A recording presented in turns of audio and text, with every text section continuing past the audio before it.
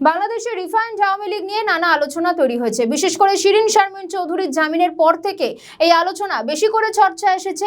সম্প্রতি বাংলাদেশের পররাষ্ট্রমন্ত্রী খলিলুর রহমান ভারত সফর করে আসার পর নতুন করে শেখ হাসিনা প্রত্যাবর্তনের বিষয়টি আলোচনায় উঠে এসেছে। এমনকি রিফাইন্ড আওয়ামী লীগের তত্ত্ব নিজেই নাকি খারিজ করে দিয়েছেন হাসিনা, সেই আলোচনা উঠে আসে। অনেকে প্রশ্ন তুলছেন, কার্যক্রম নিষিদ্ধ থাকা দলটি কি আদৌ মাঠে নামতে পারবে? 2024 সালে 5ই আগস্টের পর আওয়ামী লীগ ক্ষমতা থেকে সরে গেল, তারা ক্রমাগত চর্চায় রয়েছে। বাংলাদেশের প্রাক্তন প্রধানমন্ত্রী শেখ হাসিনা এখনো ভারতের আশ্রয় রয়েছেন। অন্তর্বর্তীকালীন সরকারের আমলে দলটি কার্যক্রমে নিষেধাজ্ঞা দেওয়া হয়। এমনকি ডেভিল হান্ট অপারেশনের মাধ্যমে দলের নেতাকর্মীদের ব্যাপক ধরপাকড় চলে। ফলে আওয়ামী লীগের বহু নেতাকর্মী যারা বিদেশে পালিয়ে যেতে পারেননি, তারা বেশিরভাগই কারাগারে বন্দী। তবে আশার আলো দেখা যায় বিএনপি ক্ষমতায় আসতে।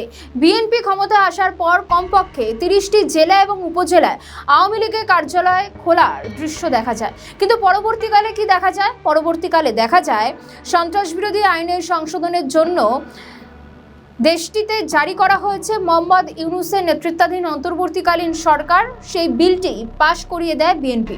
এর মধ্যে নতুন করে খবর তৈরি হয় সাবেক স্পিকার শিরিন শারমিন চৌধুরীর গ্রেফতারের 6 দিনের মধ্যে জামিন পেয়ে যান তিনি।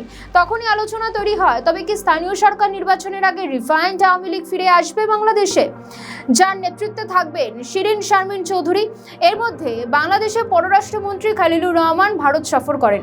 এস জয়শঙ্করের সঙ্গে বৈঠকের পর নতুন করে বাংলাদেশে আলোড়ন ফেলে দেয় যে রিফাইন্ড আওয়ামী লীগ ফিরবেই। এমনকি এটাও বলা হয় শেখ হাসিনাকে বাদ দিয়ে নতুন নেতৃত্ব তৈরি হচ্ছে বাংলাদেশে।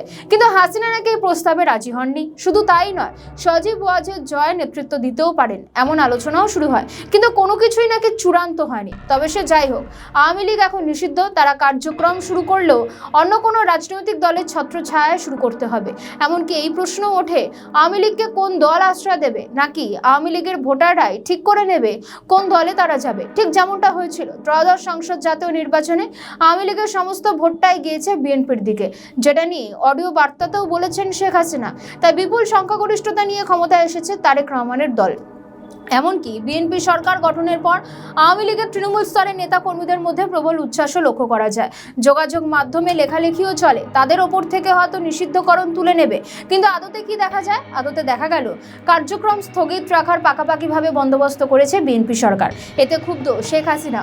তাই রিফাইন্ড আওয়ামী লীগের তত্ত্ব উঠে আসছে। অনেকে বলছেন এখন শেখ হাসিনা তাদের পরিস্থিতি বুঝেই এমন কিছু সিদ্ধান্ত নিচ্ছেন বা গুটি সাজাচ্ছেন।